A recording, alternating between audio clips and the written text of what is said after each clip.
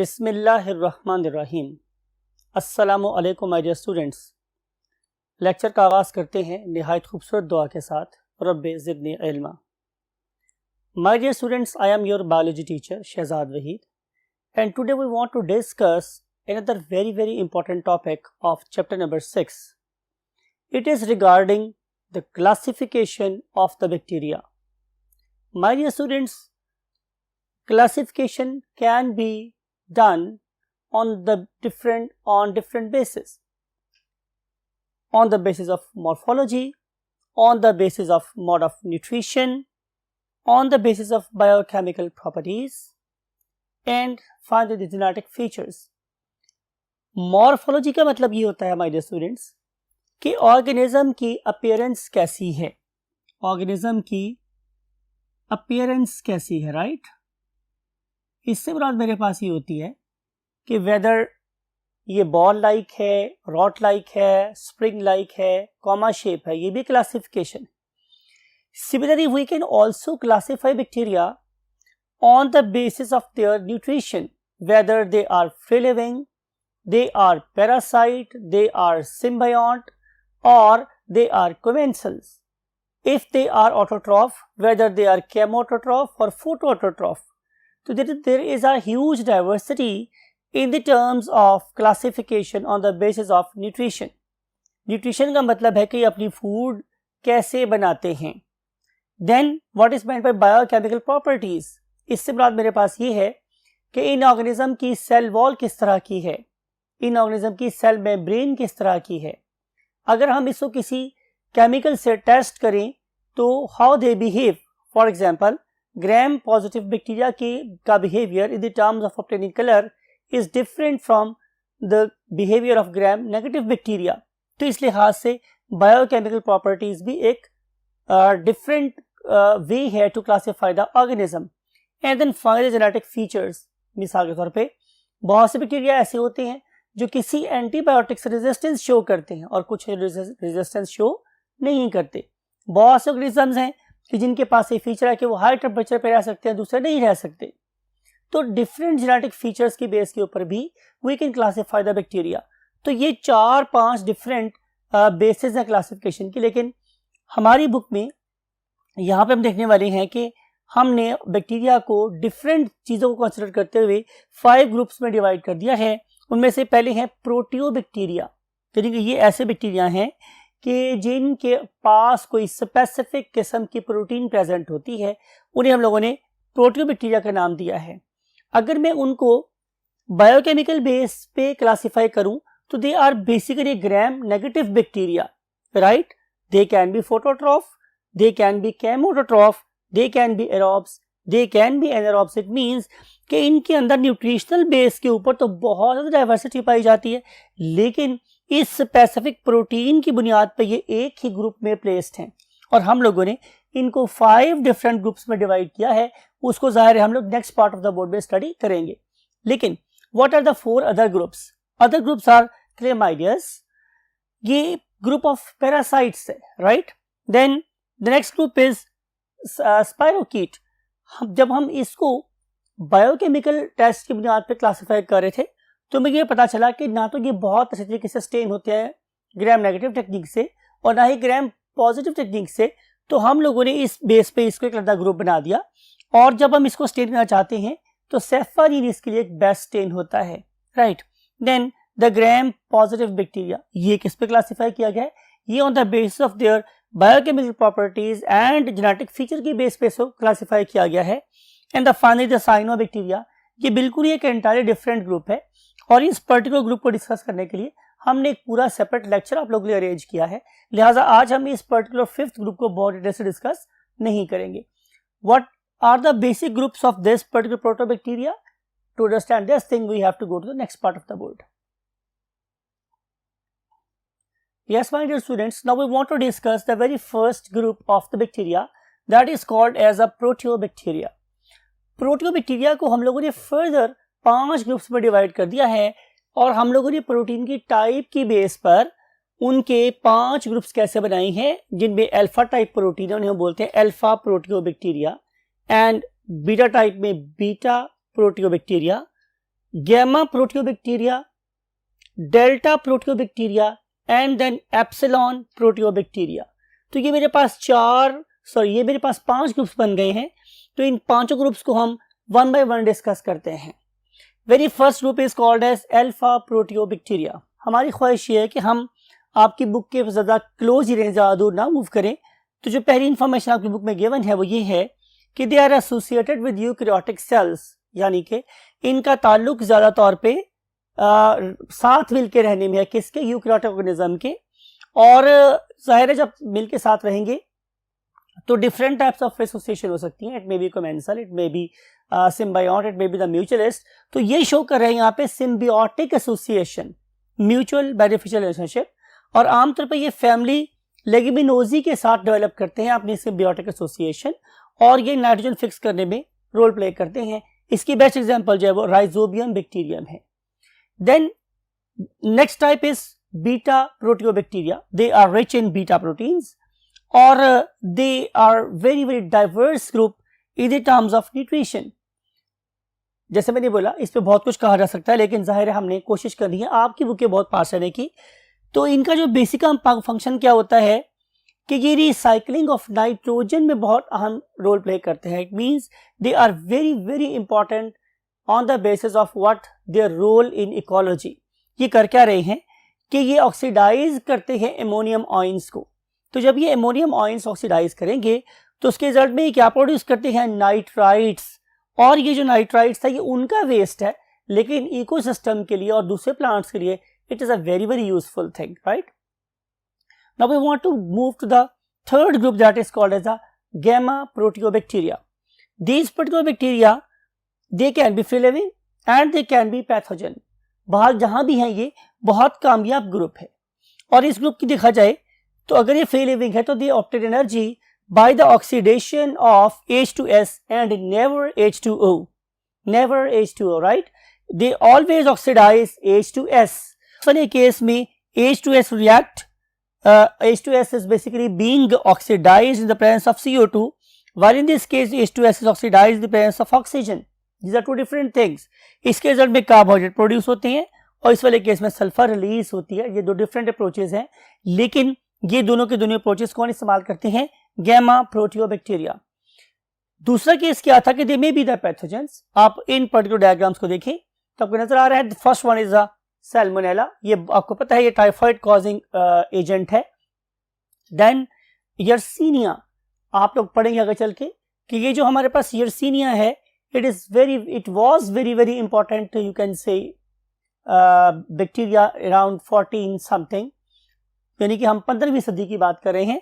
तो उसमें यर्सीनिया ने दुनिया में तबाही फैला दी और इससे प्रोड्यूस होने वाली बीमारी को हम डिटेल से डिस्कस भी करेंगे. दैट इज द प्लेग, और इसे हम बोलते हैं ताउन. It is also called as a black death. तो ये जो ब्लैक डेथ कॉजिंग एजेंट था it was also the gamma bacterium. तो आप देख सकते हैं कि कितना कामयाब ऑर्गेनिज्म था ये अपने टाइम पर. तो हम कहना ये चाह रहे हैं कि अगर ये फ्री लिविंग है तो भी बहुत कामयाब है, और अगर ये पैथोजन है तो ये कमाल की पैथोजन है.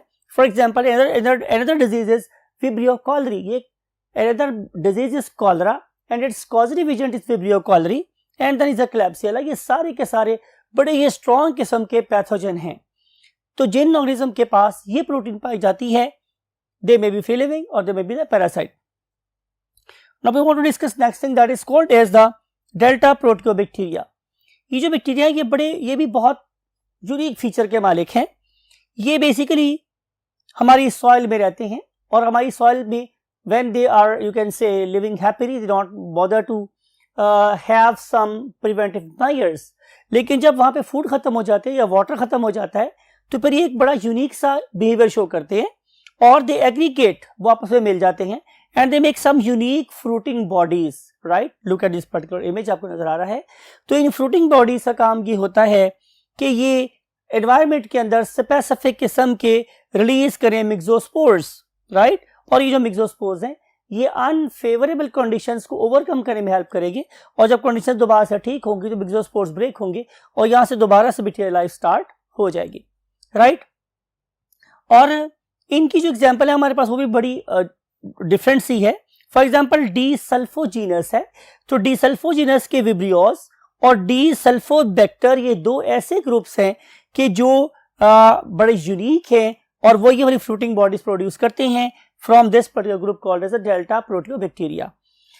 इन बैक्टीरिया की खूबी एक और भी है कि ये बड़े मिलनसार हैं, ये दूसरे बैक्टीरिया के साथ मिलकर रहना भी पसंद करते हैं। जरूरी नहीं है कि ये सिर्फ और सिर्फ जहां हो सिर्फ अपनी कॉलोनी स्टैब्लिश करते हैं, बल्कि दूसरे बैक्टीरिया को भी वेलकम करते हैं, उनके लिहाज से ये बड़े फ्रेंडली भी होते हैं। Let's go to the last part of the board और देखते हैं कि हमारे पास एप्सिलॉन बैक्टीरिया क्या करते हैं और वो हमारे लिए क्या क्या यूकेस रोल प्ले कर रहे हैं। For this purpose we have to go to the last part of the board.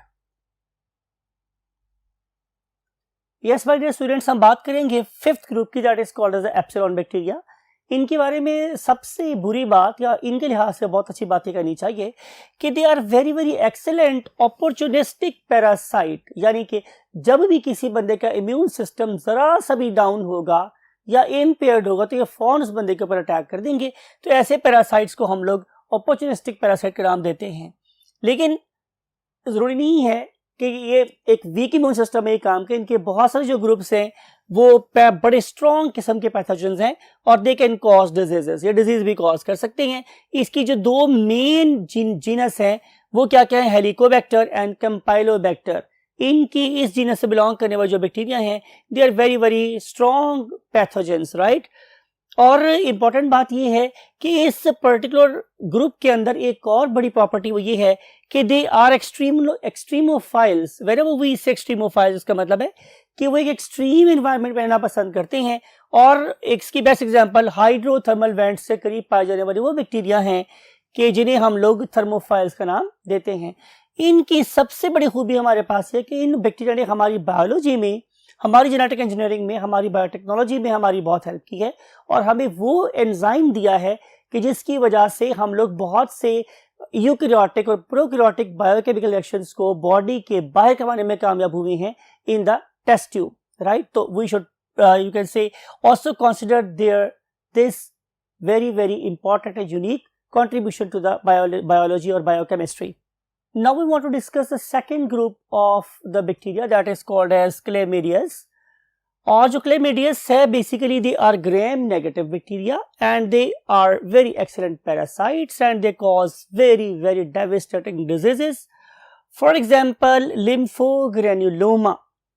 Look at this particular image जो आपको दिखा रहा है कि कितनी severe conditions हो सकती हैं इस particular case में। देन इज द यूरिथ्राइटिस, इसका मतलब है कि हमारा जो यूरिथ्रा है वो इन्फ्लेम्ड हो गया है। और सर्विसाइटिस का मतलब है कि फीमेल रिप्रोडक्टिव ट्रैक्ट का जो टॉप है that is known as the cervix, right, उसकी इन्फ्लेमेशन हो गई है। And then salpingitis and then pelvic inflammatory diseases. ये सारी की सारी डिजीज जो है ना ये सेक्सुअली ट्रांसमिटेड डिजीजेस हैं। तो इसमें भी जो सफाई है वो निस्फ ईमान है। Personal hygiene and hygiene of your partner both are very important to have a very very healthy life, right. और अगर इसमें प्रॉब्लम होगी तो फिर बहुत ज्यादा यू कैन से के पेनफुल सिचुएशन डेवलप हो सकती हैं। Next are called as spirochetes. तो जो स्पाइरोकीट्स हैं they are basically helical heterotroph. Look at this particular image, आपको नजर आ रहा है कि किस तरीके के ये हेलिकल्स हैं। और दूसरी बात हेटेरोट्रॉफ का मतलब है they can not make their own food. तो जाहिर है अगर ये फूड खुद नहीं बनाए तो किसी ऑर्गेनिज्म से फूड ऑब्टेन कर रहे होंगे। तो अगर आप इन ऑर्गेनिज्म को देखें तो look at this particular video, आपको नजर आ रहा है कि किस तरीके से ये स्पाइरल कोर्स के अंदर मूव करते हैं। आखिर ये स्पाइरल कोर्स मूव कैसे कर लेते हैं, मैंने स्टार लगाया आप लोगों के लिए कि ये एक इंपॉर्टेंट बात है कि ये रोटेट करते हैं अपनी बॉडी के अंदर प्रेजेंट फिलामेंट्स को। जब वो इन फिलामेंट्स को स्पाइरल वे में मूव करते हैं तो वो किसी स्पाइरल पाथ को ऑब्टेन करते हुए घूम रहे होते हैं। तो ये स्पाइरोकीट की एक यूनिक फीचर है, राइट। ये फ्री लिविंग भी हो सकते हैं और ये बड़े सीरियस पैरासाइट्स भी हो सकते हैं, राइट। फॉर एग्जाम्पल आप लोग पार्ट 2 में जाके पढ़ेंगे कि जब आप रिप्रोडक्शन पढ़ रहे होंगे तो वहां पर भी हम आपको ये बताएंगे कि सिफिलिस एक सेक्सुअली ट्रांसमिटेड डिजीज है और इसकी जो कॉजेटिव एजेंट है it is called as a treponema pallidum. तो इसके अलावा यॉज, लाइन, ये भी सेक्सुअली ट्रांसमिटेड डिजीजेस हैं और इनके लिए भी मैं यही बोलूंगा कि सफाई निस्फ ईमान है। आपकी सेहत सबसे इंपॉर्टेंट चीज है और इस पर्टिकुलर केस में भी जो सबसे इंपॉर्टेंट चीज वो क्या है, personal hygiene of your body and hygiene of your partner. And then last, because कि हम बहुत कम डिटेल स्टडी करेंगे अपने 5th ग्रुप साइनोबैक्टीरिया की, तो हम इसको लास्ट कह सकते हैं Gram positive bacteria. They may be solitary. Whenever we use term solitary, इसका मतलब होता है अलहदा अलहदा रहना। और दूसरा क्या हो सकता है, कॉलोनियल, ये कॉलोनी बना के भी रह सकते हैं। इसके 3 मेन ग्रुप्स हैं। One of them is called as actinomycetes, other one is called as streptomycetes, and last one is called as a mycoplasma. Actinomycete के 2 बड़े नोटोरियस कॉजेटिव एजेंट है जो बहुत ही नोटोरियस बीमारियां फैलाते हैं।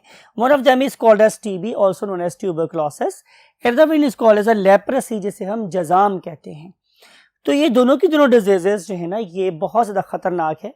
और इंपॉर्टेंट बात यह है कि लेप्रेसी तो अब तक भी शायद क्योरेबल नहीं है, लेकिन टीबी को हम किसी हद तक क्योर कर सकते हैं।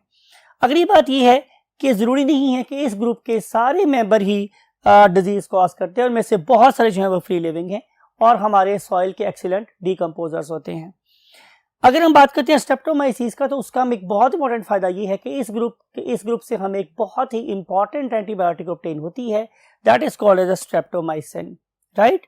एंड माइकोप्लाज्मा के अंदर एक बड़ा ही यूनिक फीचर ये है कि they don't have any sort of the cell wall. तो यही फीचर इन्हें बहुत कामयाब किस्म का पैरासाइट भी बनाता है।